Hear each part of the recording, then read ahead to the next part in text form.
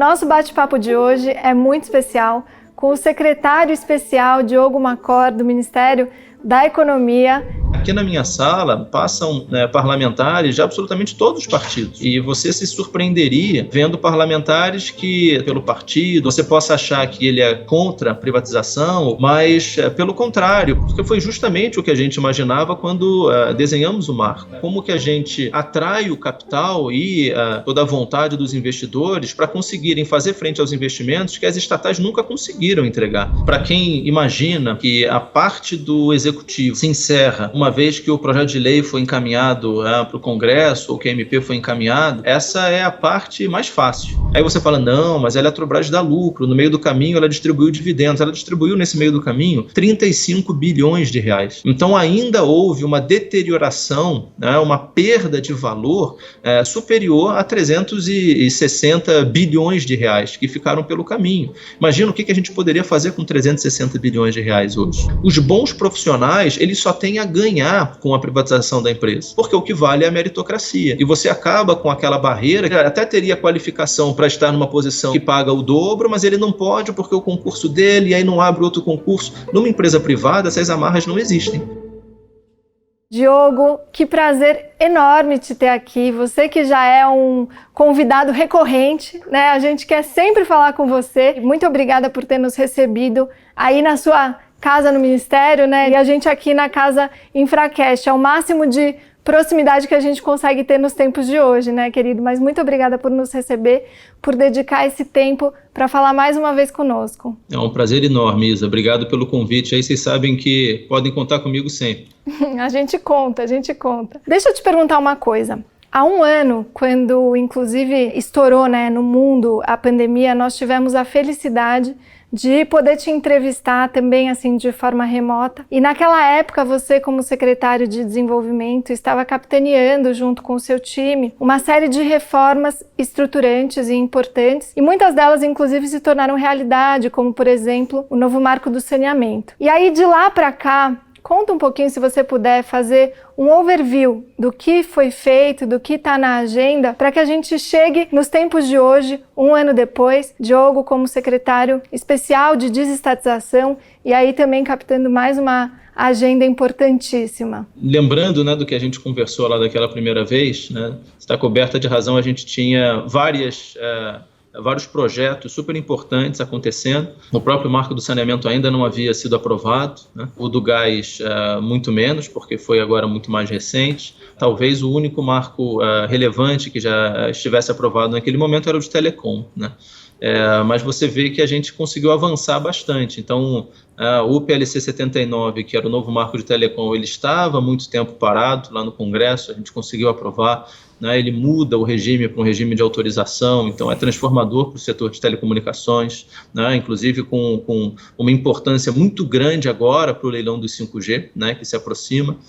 Depois o marco do saneamento básico, olha os efeitos que ele já tem dado num período muito curto. Então, ele foi sancionado em julho do ano passado, a gente já teve uma concessão super importante em Alagoas, agora um edital que se avizinha do Rio de Janeiro com 40 bi de investimento, super importante, transformador para o estado do Rio de Janeiro, mas também em formato de concessão. E no dia seguinte da apreciação dos vetos pelo Congresso, que foi na semana passada, a gente teve o anúncio do governador Eduardo Leite, mostrando uma apresentação que ele fez para a sociedade, quais eram as mudanças que o novo marco, com a consideração dos vetos, traziam e por que a privatização da Corsan era o melhor caminho a ser perseguido, ou é o melhor caminho a ser perseguido pela população gaúcha. Então essa vai ser a primeira privatização, efetivamente, do setor de saneamento básico. E isso é muito importante porque no modelo de concessão, os investidores eles já precisam ter alguma base operacional para entrar. Então, existem muitos investidores internacionais interessados em virem para o Brasil, e o modelo que eles têm feito, o que eles têm buscado para essas concessões, é se associar com operadores locais. Essa é uma excelente alternativa. Ao passo que montar uma nova operação no Brasil para começar ou para apresentar lance é sempre muito mais complexo. No modelo Corsan, com uma privatização plena, o governo do estado consegue capturar, além de tudo, um prêmio muito grande dos investidores que estão vindo ou que querem vir para o Brasil, buscar uma operação já em curso e, com isso, usar essa operação como plataforma de expansão. Então, no limite, alguém que entra na Corsan ou de qualquer outra empresa que o governador decida de fato privatizar, esse investidor consegue usar essa empresa com todos os profissionais, muita gente muito qualificada ali, tem um conhecimento adquirido muito grande para conseguir expandir essa operação. Então, é um ativo estratégico. Então, é interessante a gente observar esses movimentos, porque foi justamente o que a gente imaginava quando desenhamos o marco. Era como que a gente atrai o capital e toda a vontade dos investidores para conseguirem fazer frente aos investimentos que as estatais nunca conseguiram entregar. E esse dinheiro agora está claríssimo, ele existe, tem uma sede muito grande para entrar no Brasil, então também foi um marco super importante. Agora o marco do gás também, ele traz uma competitividade muito grande, ele vai ao encontro daquele TCC que o CAD firmou com a Petrobras para ampliar o mercado, para diminuir os monopólios.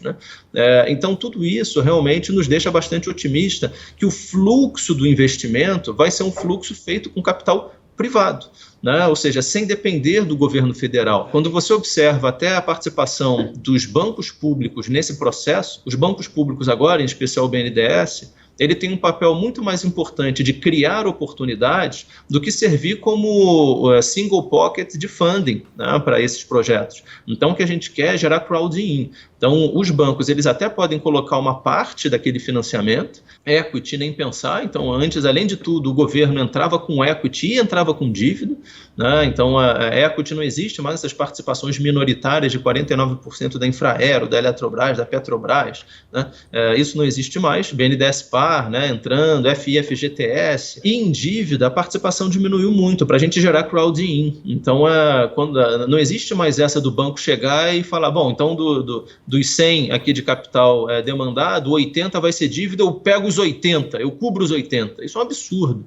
A gente quer atrair dinheiro novo para o Brasil. A gente precisa atrair dinheiro novo. A nossa poupança é muito pequena. A poupança somando poupança pública e privada. Ela é muito pequena, ela não é capaz de absorver todo o investimento que a gente precisa fazer. E se eu ficar a oportunidade que vem eu cubro inteira, a segunda oportunidade que vem eu cubro, a hora que o dinheiro acaba, e a gente viu isso acontecer lá atrás, a hora que o dinheiro acaba, você não tem um mercado de capitais desenvolvido o suficiente para continuar avançando. Então, por isso que o banco público ele tem que gerar um movimento de crowding, onde ele entra um pouco, mas o mercado de capitais entra, se fortalece. Na operação seguinte, o mercado já está mais capacitado, já tem um tamanho maior, uma musculatura maior, consegue entrar com um pouco mais, até no limite que o banco público ele é absolutamente desnecessário, porque a gente vai ter um mercado de capitais com uma musculatura suficiente para entrar em todos os projetos. Então, essa é a ideia, esse foi o projeto, por isso que a gente começou por aí, porque ato contínuo, Isa, é a gente, agora nessa nova secretaria, tentar diminuir o estoque de tudo que já foi feito no passado. Então, primeiro a gente tinha que fechar a torneira, porque os novos investimentos só aconteciam com recurso público, a gente fecha essa torneira, a gente traz o mercado privado, só que a gente tem um estoque de empresas públicas, de investimentos que foram feitos lá atrás. Então, com o conforto de que a gente não vai ficar enxugando gelo para sempre, porque eu vendo alguma coisa e aí uma outra empresa pública vai lá e compra de novo lá na frente, eu tenho que vender outra vez e isso nunca acaba, a gente fechou a torneira, a gente mudou a forma de se fazer negócio no Brasil, trazendo o setor privado como protagonista, e aí agora a gente consegue ter, com calma, o espaço para conseguir reduzir esse estoque de todas as empresas que já são públicas. Sensacional. Eu fico feliz de ter podido acompanhar, enfim, de um ano para cá, esse seu percurso, e eu acho que, de fato, essas mudanças estruturantes, elas foram importantes para que a gente possa, então, agora mexer no estoque. Eu estou muito entusiasmada de poder falar sobre isso, porque você sabe que o InfraCast, ele cobre muito as pautas, em especial de concessões e parcerias público-privadas, E a gente tem poucos episódios, e cada vez mais as pessoas têm nos pedido, falando dedicadamente sobre desestatização, no sentido de privatizar empresas e no sentido de desmobilizar ativos. E aí não tem ninguém melhor do que você para falar sobre isso aqui. A gente estava trocando WhatsApp esses dias, e eu te mandei falando assim, bom, no bolão aqui que a gente está fazendo das privatizações, posso colar do mestre, né, o primeiro aluno, aquele que gabarita, qual você acha que vai sair? E aí você me falou, acho que começaremos, né, por Codesa, né, o Porto do Espírito Santo. Me conta um pouquinho dessa privatização para a gente aquecer e aí a gente fala da agenda das próximas e dos bastidores, se você puder comentar um pouco. Legal. A gente tem agora Codesa, então Porto de Vitória, temos o Porto de São Sebastião também. Essas duas iniciativas, elas devem sair muito próximas, talvez com o edital publicado aí por volta de setembro, e a gente conseguindo concluir, então, essa operação aí alguns meses depois, né? Mas ainda esse ano, obviamente. Isso abre espaço para a gente trazer realmente uma movimentação para a grande joia da coroa desse setor, que vai ser o Porto de Santos, previsto para o ano que vem. A equipe do ministro Tarcísio tem feito um trabalho absolutamente extraordinário nesse sentido, né, para a gente garantir que realmente essas operações, que são tão importantes para o país, vão acontecer, né, dentro do cronograma. Mas a gente tem outras operações que também são importantíssimas dentro desse ano, né? A que mais se fala é a Eletrobras. A Eletrobras ela é uma operação relativamente simples, porque a gente está falando de uma empresa que já tem capital aberto, é uma oferta primária de ações, porque a gente está fazendo uma chamada de capital nessa empresa. Então, como ela já é listada, a gente consegue concluir essa operação ainda esse ano. Qual que é o gargalo maior? É a aprovação da autorização legislativa que a gente precisa ter para que essa operação aconteça, por isso que a gente mandou uma medida provisória, né, para conseguir iniciar imediatamente esses estudos, né, mas se o Congresso no final não nos der autorização para privatizar, a gente simplesmente abandona a operação. A gente tem muita confiança de que isso não vai acontecer, porque é um projeto que de fato é revolucionário para o país, né?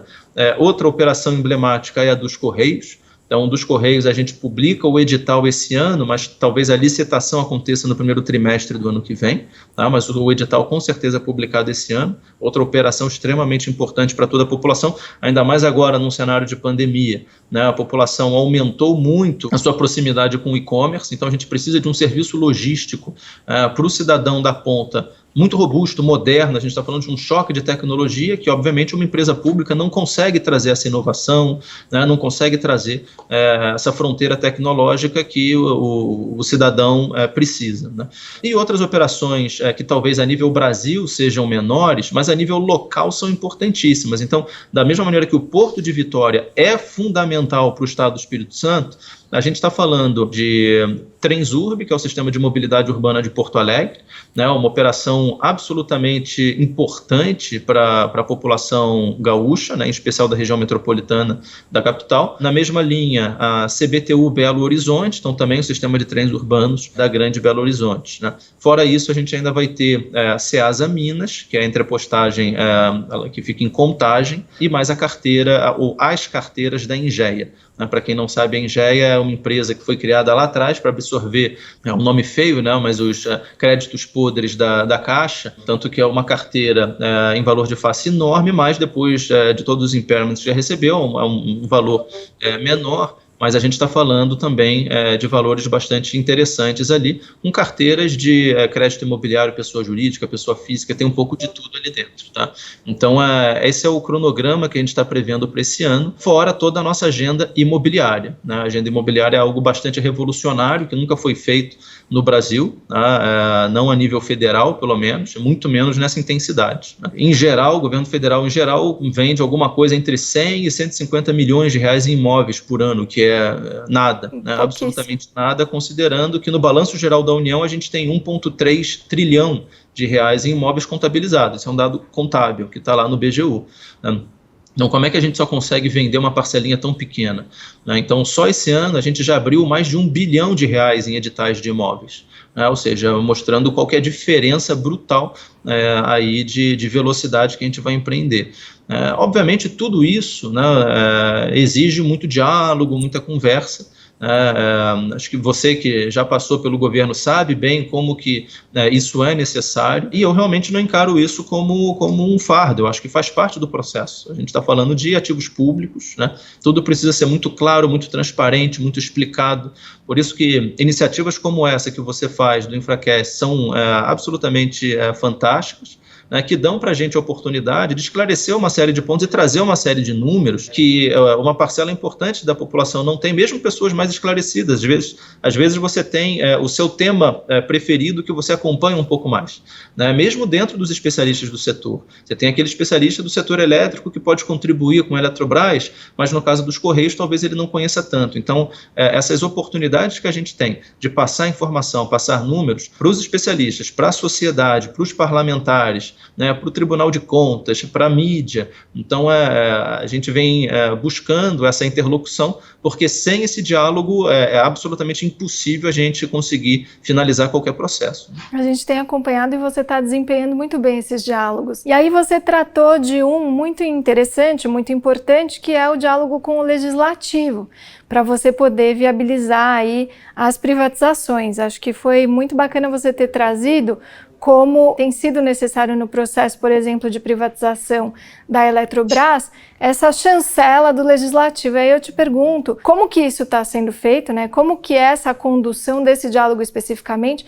até em face e à luz de uma recente decisão do Supremo Tribunal Federal de restringir um pouco a esfera de tomada de decisão do Legislativo para um ato do Executivo de privatizar uma determinada empresa. E aí queria saber um pouco como que estão sendo as tratativas com o Legislativo para que depois a gente possa avançar nos números que você bem aqui colocou, que são importantíssimos e não é nada trivial, e você sabe bem disso, mas eu acho que é bacana esclarecer aqui, não é nada trivial você fazer o valuation de um ativo como esse, né, para colocar a mercado.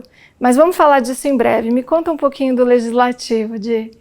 Tá. O que a gente faz, né, é realmente um diálogo direto, né? Para quem imagina, né, que a parte do Executivo ela se encerra uma vez que o projeto de lei foi encaminhado para o Congresso ou que a MP foi encaminhado, essa é a parte mais fácil, né? Porque para a gente conseguir que um projeto de lei seja encaminhado, a gente precisa vencer as discussões só dentro do próprio governo, né? Uma vez que essa medida provisória está realmente lá no Congresso, nós temos que mostrar para os parlamentares a importância. E aí a gente conversa com os líderes, a gente conversa com o relator, a gente conversa com o presidente da comissão e a gente conversa com todos os outros parlamentares que têm interesse naquela agenda. Aqui na minha sala passam parlamentares de absolutamente todos os partidos. E você se surpreenderia vendo parlamentares que talvez numa primeira associação pelo partido ou pelo que ele já se posicionou antes em outras matérias, você possa achar que ele é contra a privatização ou contra essa inserção do setor privado, mas pelo contrário, porque eu acho que já ficou bastante evidente, à exceção de um determinado grupo mais extremista, né, que o governo não tem capacidade financeira de trazer esses investimentos. Então, o saneamento que a gente conversava há pouco, ele mostra bem isso, né? Qual que é a população que efetivamente é atendida? É a população mais rica ou é a mais pobre? É a mais rica. Né, que consegue reclamar com o prefeito, com o governador, se ela não tiver água na casa dela. A parcela mais pobre da população, em geral, tem que conviver do lado do seu próprio esgoto ali. Então, isso ao longo das últimas décadas, não é coisa de hoje. Então, não é a culpa do prefeito XYZ ou do governador A, B ou C. Né? Todos os prefeitos e todos os governadores que passaram por ali nas últimas décadas enfrentaram essa dificuldade porque a empresa simplesmente não tem capital suficiente para investir. Né? O governador Eduardo Leite, na live que ele fez explicando o processo da Corsan, ele mostrou isso. Ele falou, olha, a gente fez um esforço enorme, investimento histórico na Corsan, alguma coisa em torno de 400 milhões de reais, mas vem cá, ela precisa de 10 bi para universalizar. Então, é uma diferença enorme, né, de fluxo de capital, né, que a gente consegue encontrar com o setor privado. Então, indo na Eletrobras, né, o que a gente tem feito? Conversado com os parlamentares, né, a gente pega todo o material que nós temos, apresentação, gráficos, planilhas, né, eu vou com o meu notebook, às vezes a gente abre, faz algumas simulações e mostra como que a Eletrobras, ao longo dos últimos anos, ou talvez décadas, ela definhou um número que talvez te choque, Isa. Se a gente pegar o patrimônio líquido da Eletrobras lá em 2002, tá? Lembrando que a Eletrobras ela estava no PND na época do FHC, né? E o Lula retirou a Eletrobras do PND por força de lei, por isso que a gente precisa agora também, por força de lei, retirar essa vedação para que ela seja incluída no PND. Tá? Então, se a gente pega o número de 2002 do patrimônio líquido e atualiza pela Selic, tá? Esse patrimônio líquido de 2002, hoje, valeria alguma coisa em torno de 467 bilhões de reais. Tá? Vamos arredondar para 470 bi. Significa que, se nós tivéssemos vendido a Eletrobras lá atrás por book, né, ou seja, por valor patrimonial, e usado a nossa parcela, né, governo, usado essa parcela para pagar dívida, e os investidores privados daquele momento tivessem usado a parcela deles para comprar Tesouro Selic, tá, que é o investimento mais conservador que você pode ter, hoje nós teríamos combinado entre um patrimônio dele e eu, em termos de abatimento de dívida, porque o custo da rolagem é o custo Selic, né, então nós estaríamos no combinado 470 bilhões de reais mais ricos, né? Ou melhor, 400 bilhões mais ricos, porque hoje o patrimônio líquido da Eletrobras é de 70 bi. Então o delta é de 400 bilhões de reais de destruição de valor. Aí você fala, não, mas a Eletrobras dá lucro, no meio do caminho ela distribuiu dividendos, ela distribuiu nesse meio do caminho 35 bilhões de reais. Então ainda houve uma deterioração, né, uma perda de valor superior a 360 bilhões de reais que ficaram pelo caminho. Imagina o que a gente poderia fazer com 360 bilhões de reais hoje, né? Fora todo o investimento que você gera, que a Eletrobras não conseguiu fazer. Então, nos cenários que a gente tem, a Eletrobras permanecendo pública, ela consegue investir alguma coisa em torno de 3,5 bi ano. Esse é o investimento da Eletrobras hoje.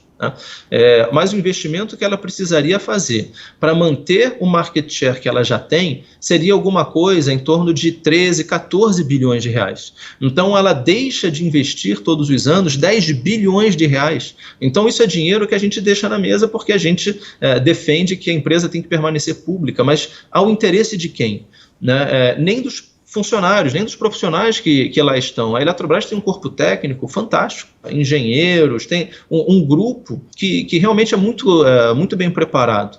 Imagina esse mesmo grupo com 10 bilhões de reais a mais para investir. É isso que vai acontecer. Os bons profissionais, eles só têm a ganhar com a privatização da empresa, porque o que vale é a meritocracia. E você acaba com aquela barreira que o profissional, às vezes bom, tem, porque ele passou num concurso X, né? Ele até teria qualificação para estar numa posição Y, né, que paga o dobro, mas ele não pode porque o concurso dele, e aí não abre outro concurso. Numa empresa privada, essas amarras não existem. Né? Então você tem toda a liberdade para que o bom profissional se desenvolva e ganhe mais, né? E com uma plataforma desse porte de investimento, a Eletrobras pode inclusive se internacionalizar de uma maneira mais racional do que tentou se fazer no passado com dinheiro público, né? Sendo realmente um vetor de investimento para toda a América Latina. Então, todos esses números a gente leva para os parlamentares, a gente mostra que ele só tem a ganhar, que as bases que o elegeram só tem a ganhar, né? Que os investimentos vão acontecer onde os eleitores deles estão gerando emprego e renda para todo brasileiro. Então,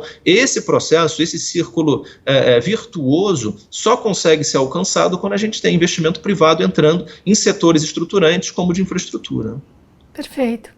Di, eu acho que você tocou em pontos muito importantes e de alguma forma já mostrou o processo e como ele caminha para culminar com o resultado que é o da privatização. Então, começa num start, eu achei importante você fazer esse disclaimer de esclarecimento de que havia uma lei, no caso da Eletrobras especificamente, que impedia ela de ser listada aí nas prioridades, né, incluídas no programa de desestatização, e é por isso que então existe esse diálogo. É lógico que ele seria importante de qualquer forma, mas aqui a gente tem a necessidade de converter uma não permissão em uma autorização, né? Eu acho que foi fundamental esse seu esclarecimento. Então a gente tem como ponto de partida esse diálogo com o legislativo para viabilizar isso da melhor forma possível. E depois você já foi tangenciando pontos importantes, né? Você falou do valor da companhia, que eu acho que é fundamental aqui. Quando a gente está passando por um processo de privatização, é preciso entender que existe aí uma alienação, e essa alienação ela importa em uma percepção de que aquele conglomerado, de que aquele ativo representa de fato um ativo para quem vende e para quem compra também, né? E aí você ter essa percepção afinada entre quem vende e quem compra é um dos grandes desafios também, e você já também trouxe aqui um elemento importante que diz respeito aos, entre aspas, passivos, né? É claro que quando a gente fala da corporação e quando a gente fala dos empregados e dos funcionários daquela companhia, com certeza a gente consegue identificar aqueles que são de fato um ativo para a companhia. Mas o processo trabalhista e a desmistificação, enfim, desse procedimento e o diálogo com a própria corporação, imagino também seja um ponto importante a ser vencido nesse processo, né?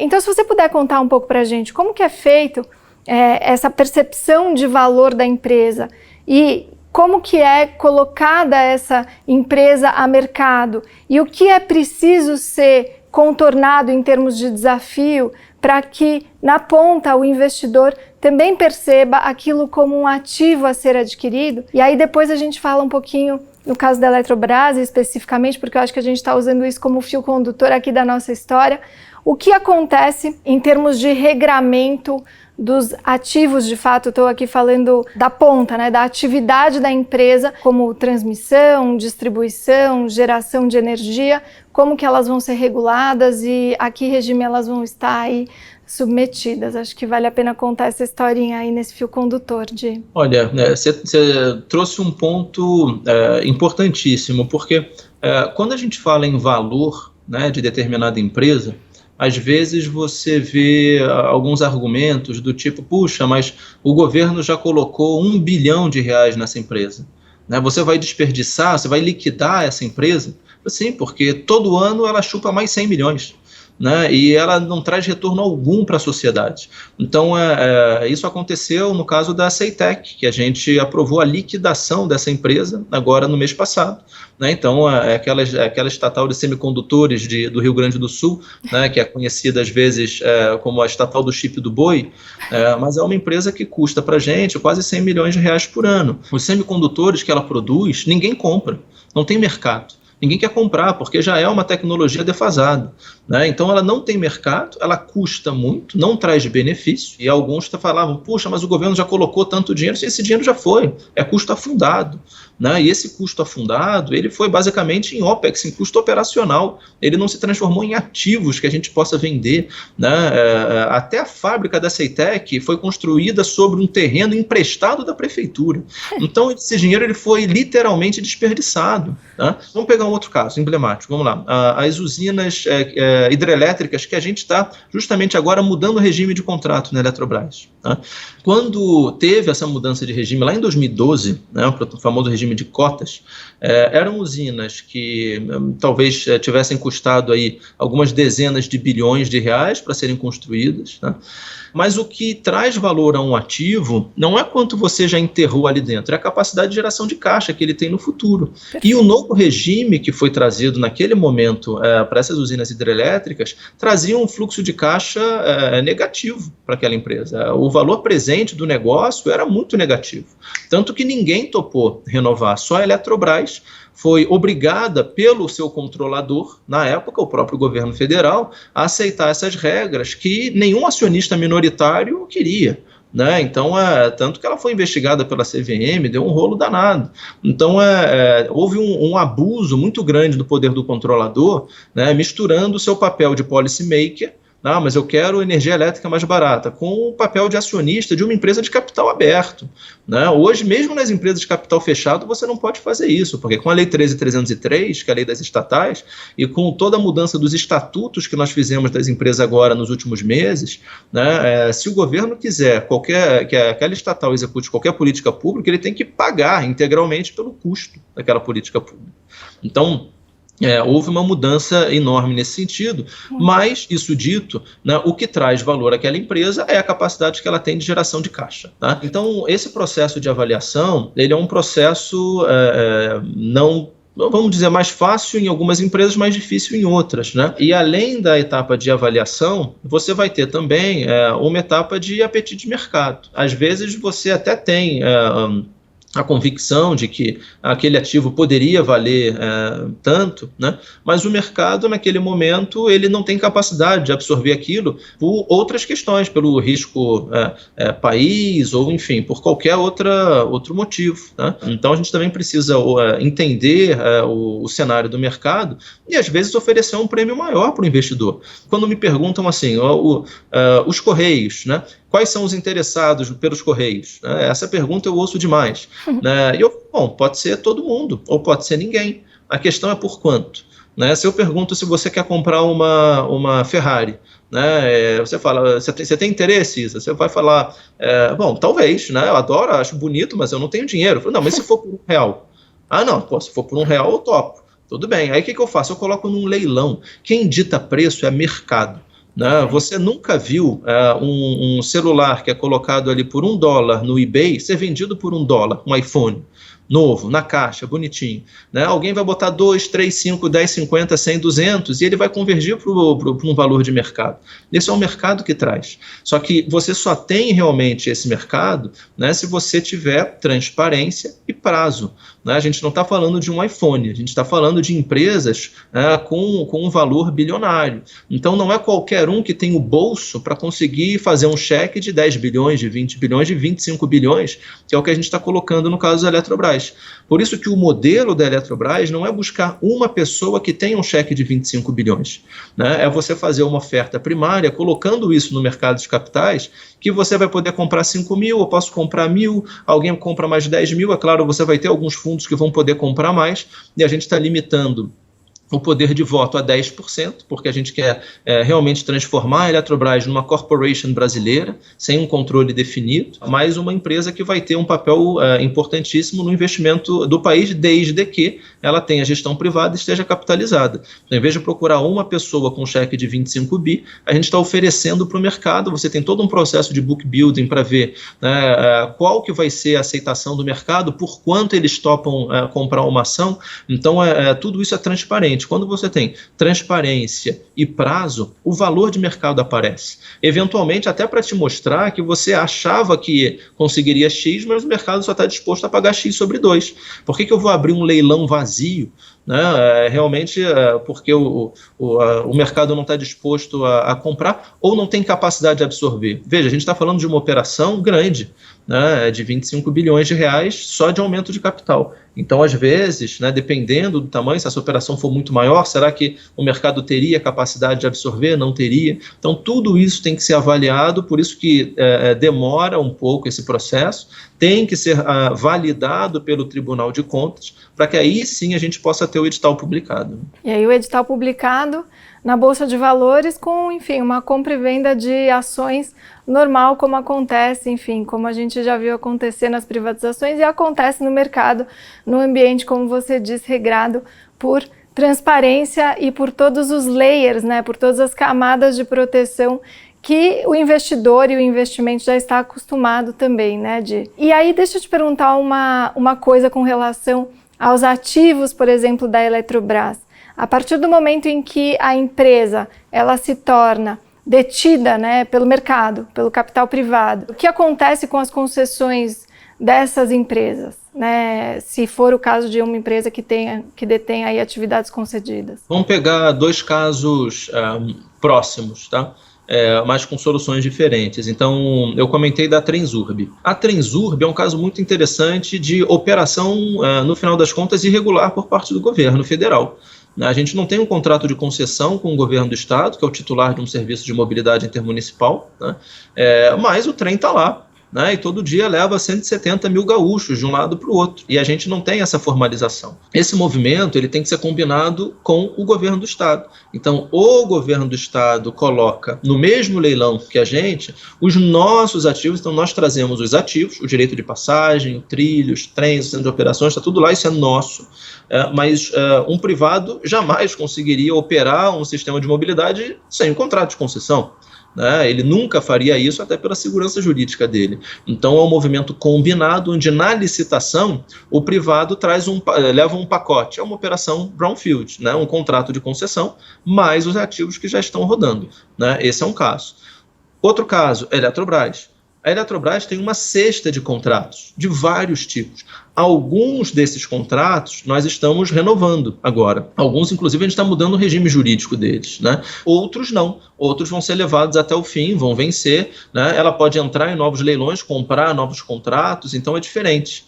São operações diferentes. A da Transurb, a da CBTU, elas vivem de um único contrato, é uma única operação. O caso da Eletrobras é uma holding, com várias subsidiárias, cada subsidiária com vários contratos de concessão embaixo delas. Então, que podem ir vencendo ao longo do tempo, e ela pode ir comprando outros ao longo do tempo, mas que imediatamente, para trazer valor à operação, e daí vem o valor da outorga dos 25 bilhões, a gente renova imediatamente esse contrato. Como eu disse, esses contratos das usinas, eles tinham ou têm um VPL negativo, porque é uma regra absurda que foi criada lá em 2012, na medida provisória 579, desfaz-se agora essa regra, coloca-se uma regra nova, isso traz um VPL muito positivo para a empresa, e aí a gente consegue levar adiante essa operação também casada. Mas, de novo, alguns contratos numa cesta maior de vários outros, então, dependendo da operação, tem uma solução diferente. Perfeito. Eu acho que você foi absolutamente claro nesse ponto, do que gera valor para a companhia, e a cesta de concessões, certamente, aí regrando as atividades que essa companhia pode fazer e o relacionamento que ela terá para continuar gerando valor a partir de um ativo, foi um disclaimer excelente aqui para que todo mundo consiga entender que existem dois processos aqui que são realizados numa mesma cesta, pensando que o ativo dessa companhia depende de um valor que é gerado se tiver equacionado uma outra pontinha ali, que é a concessão daquele determinado ativo. Muito bom, Di. Então, para a gente concluir, porque eu sei que o seu tempo está curto e eu quero respeitar absolutamente, porque, enfim, estou muito honrada de você estar aqui com a gente. Fala um pouquinho desse tema que você adora falar, tenho certeza, e está sendo aí muito questionado, sobre os Correios, sobre a privatização dos Correios, que também está na sua agenda de prioridades, mas esclarece para a gente um pouco sobre o que vai ser esse regime, porque parte da atividade, como você bem disse, demanda uma tecnologia que tem sido cada vez mais clamada aí pela população, ainda mais em tempos de aumento do e-commerce, como você falou, e um aculturamento do cidadão para que possa aí fazer suas encomendas ao toque de um clique no celular. E ao mesmo tempo existe uma questão aí, não sei nem se é jurídica, mas deu uma definição do Supremo Tribunal Federal de ter o monopólio de uma determinada atividade que deveria ser eventualmente prestada pelo governo. Como é que a gente faz coexistir esses dois mundos nesse regime? Tá, então vamos lá. Os Correios hoje são um monstro, A gente está falando de uma empresa com quase 100 mil funcionários, um faturamento aí da ordem de 20 bilhões de reais. O problema é que o custo também é da ordem de 20 bilhões de reais. Então, a gente tem um patrimônio líquido muito comprimido, a gente está falando de um ativo de 14 bi, com um passivo também da ordem de 14 bi. Então, é uma empresa que vive no limite. Realmente, no último exercício, o general Floriano, que é o presidente dos Correios, conseguiu abrir um espaço realmente de uma maneira extraordinária, ele salvou a empresa, mas tem todas as dificuldades da empresa pública. Ele mesmo admite que é muito difícil continuar a partir de agora numa gestão ali ainda maior. Então, os Correios, eles de fato têm ali uma oportunidade já foram uma empresa muito querida pelo brasileiro, né? Hoje o serviço é muito criticado, mas ele ainda tem a possibilidade de ser realmente também um vetor de investimento, não só para o Brasil, mas para toda a América Latina, se tiver um choque de gestão e se ele estiver capitalizado, né? Para você ter uma ideia, os Correios, eles investem por ano hoje alguma coisa em torno de 300 milhões de reais. E no cenário pós-privatização, a gente está mirando alguma coisa entre 2 e 3 bilhões de reais. Então, olha a diferença brutal que você vai ter de investimento ali. Só os investimentos já geram alguns milhares de empregos por si só, além de oferecer para a população um serviço de muito melhor qualidade. Porque, veja, quando você tem um serviço logístico melhor, né, mais barato, mais eficiente, que em vez de demorar 10 dias para chegar um pacote na sua casa, demora 2, você começa a fomentar outras atividades, né? Então, isso tem um efeito indutivo muito importante para a economia em termos de redução do nosso custo Brasil, né, que hoje o custo logístico brasileiro é brutal, obviamente não só pelos Correios, mas por todas as ineficiências que a gente tem de infraestrutura de maneira geral, que você conhece muito bem, mas o fato é que hoje o nosso custo logístico no Brasil é 60% superior ao americano, por exemplo, né? Então tudo isso leva em conta quantas vezes você já pensou em comprar alguma coisa pela internet, quando você foi ver o frete era mais caro do que o produto, você desistiu. Então esse tipo de situação ele é enfrentado com tecnologia, né? Quando você tem novas opções, quando você tem um sistema logístico integrado, enfim, né? Você precisa de investimento para isso. Então, como que o projeto foi desenhado? Tá?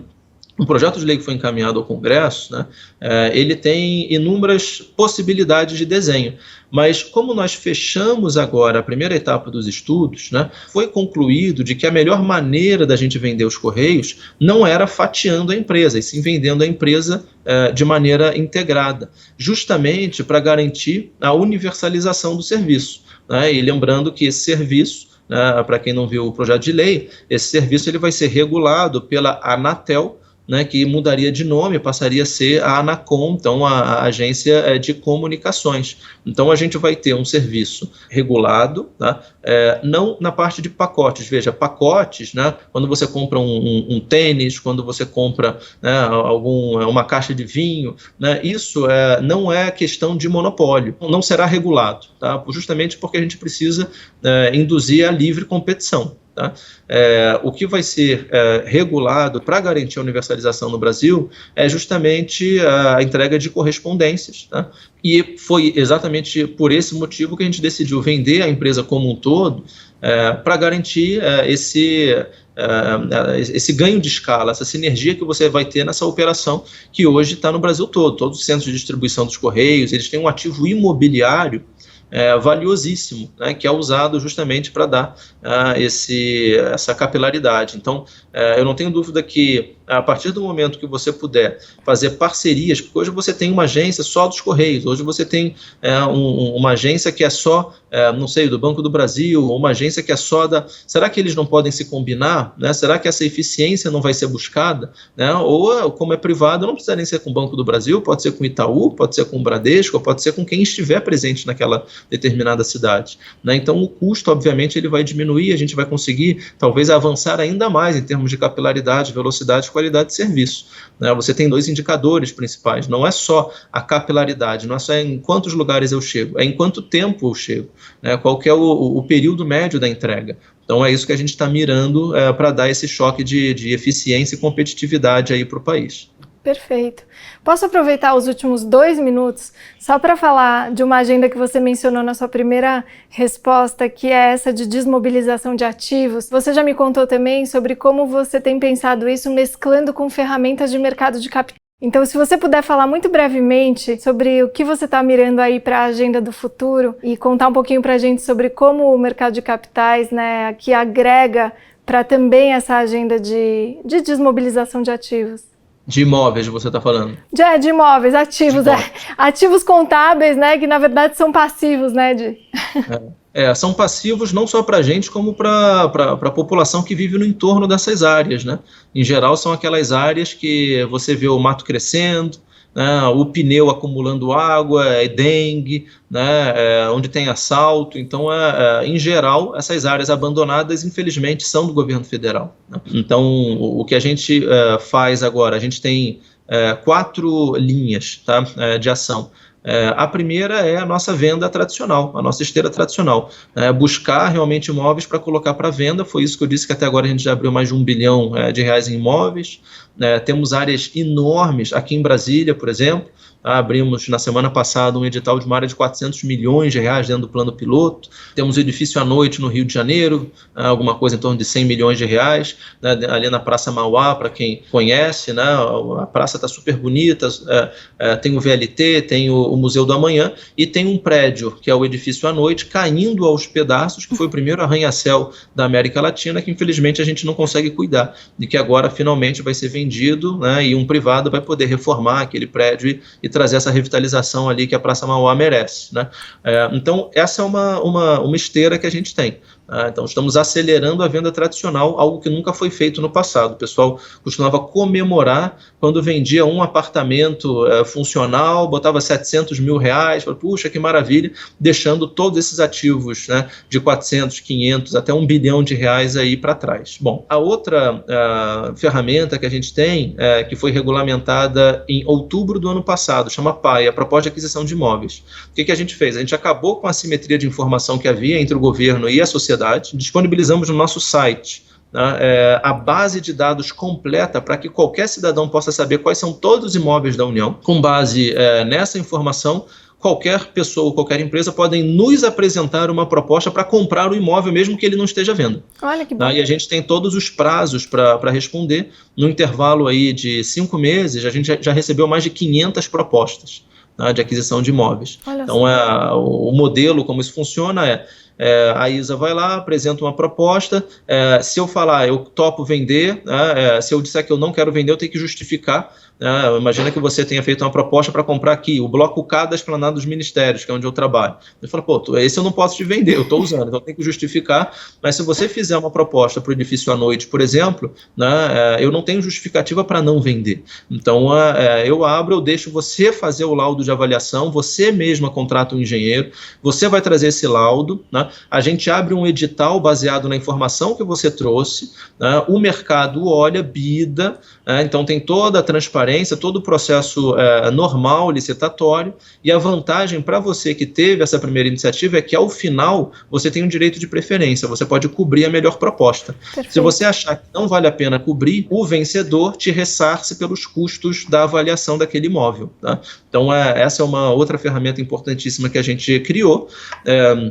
Vamos atuar muito forte em regularização fundiária, tá? São áreas já consolidadas, algumas com 40, 50 mil pessoas morando já, né? Então a gente vai dar a oportunidade para aquelas pessoas comprarem. Você tem dois tipos, a REURB S, que é a social, famílias de baixa renda vão receber gratuitamente a propriedade daquele imóvel, mas você tem a REURB especial, né, para quem pode pagar, para quem não é uma família de baixa renda. Aqui em Brasília você tem casos emblemáticos onde, por ausência completa de políticas públicas de habitação, a classe média até a classe alta começaram a por falta absoluta de opção, invadir, né, imóveis, e agora eles vão poder comprar. É evidente que se eles não comprarem, aí sim, medidas legais vão ser feitas para restituição daquela área. Mas a gente está imaginando realmente receber um valor bastante importante, porque tudo que aquelas pessoas querem é de fato serem regularizadas, tá? Então, todos os lugares que a gente tentou isso até agora, realmente o nível de adesão foi altíssimo, tá? Mais de 99%. E aí, por último, aí indo à sua pergunta, né, como que o mercado de capitais entra, né, a criação de fundos imobiliários. Então, para a gente não ter que vender no varejo, imóvel a imóvel, a gente busca ativos que são similares, ativos com vocação logística, ativos para desenvolvimento greenfield, grandes áreas, né, bem localizadas. Então, ativos para renda, apartamentos e tal. Então, a gente junta isso em fundos e vende as cotas, né, aliena já na largada o controle, a gente fica com uma parte daquele fundo, em especial para os fundos de desenvolvimento, porque o upside ele vem no longo prazo. A partir do momento que ele de fato foi desenvolvido e que a gente tem ali uma captura de valor, a gente pode até vender o final das cotas e sair da posição e zerar a posição.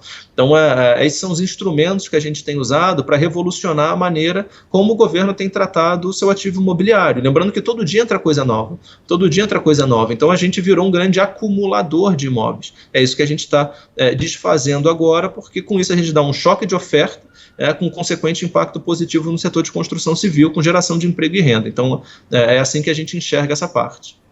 Tá aí. Por isso que eu agradeci tanto ao secretário Diogo por ter aqui disponibilizado esse tempo para a gente, porque, olha só, com uma agenda como essa, é mesmo de se sentir muito prestigiada, muito honrada de estar aqui contigo. Muito obrigada por essa aula, foi realmente, olha, secretário, parabéns pelo trabalho, estou mais admirada ainda. E muito obrigada mesmo por ter falado aqui com a gente no Infracast mais uma vez, viu? Grande prazer, Elisa. Conta sempre comigo aí. Parabéns pelo trabalho de vocês também. Obrigada, querido. Bom trabalho.